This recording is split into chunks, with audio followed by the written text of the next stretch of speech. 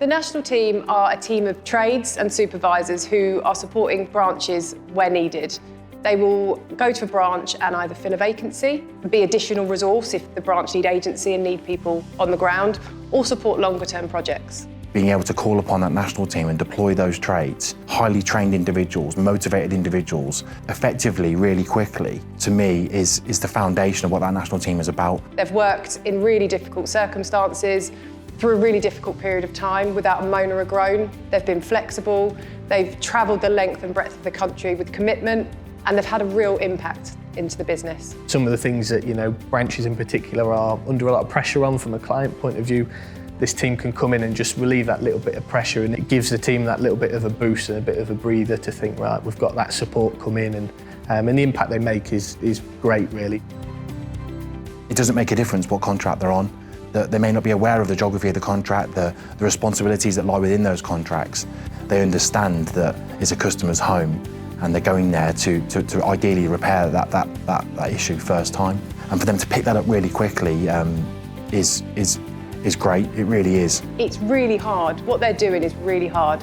They will just go wherever needed and support. They're staying away from home. They're sometimes working on their own without their colleagues by their side. I don't know many people that would be happy to do that day in, day out.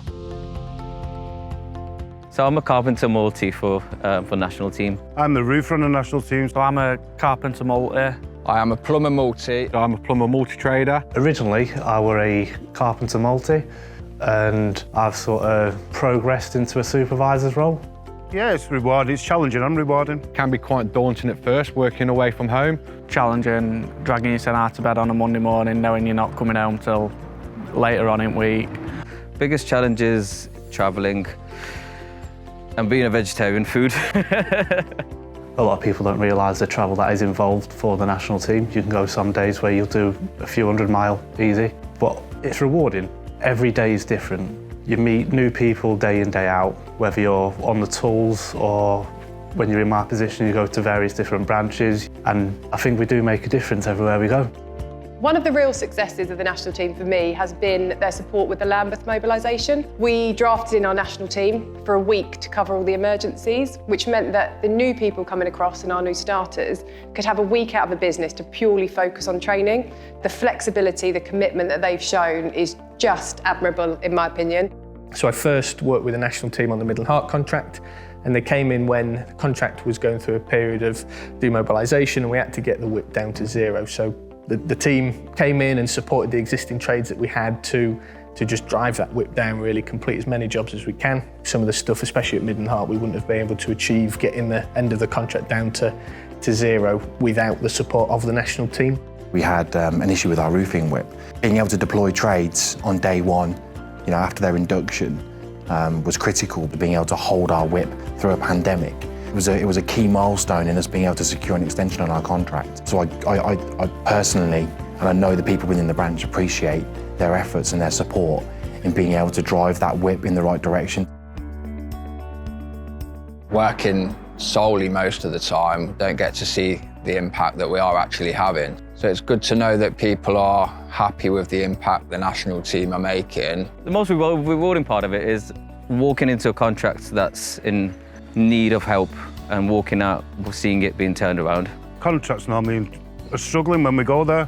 We try and get them back on track. It's rewarding, obviously, when we come towards end of a contract, all managers, they show massive appreciation for us. A lot of them don't want you to leave. Yeah, I find work for the national team rewarding. It's almost becoming a family-like team. I feel trusted to go out every day, wearing the company uniform, in the vehicle, doing jobs on behalf of the company.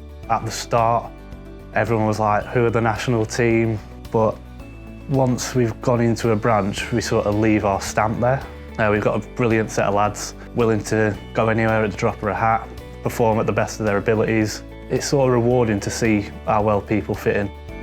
I think the national team needs to win the Outstanding Contribution Award. The creation of the national team has been a great success, and I think it will continue to grow. I think they should win the award because of mainly the impact they have made in the business. I'm pretty sure they've worked at every contract we've got by now, and I know the impact they have when they go in is is massive, and that's a real credit to them and the supervisors and the management team that, despite being away from friends and family, that they are committed to delivering the best possible service.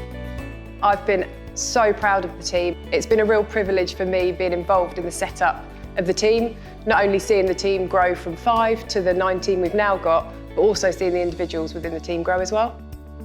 The way the team have faced the challenges they've faced, the way they've been patient with the processes that haven't been in place when they were set up, and the way that they go above and beyond without a moan or a groan, and with the commitment that they show to the business, is why I believe that they should win this award.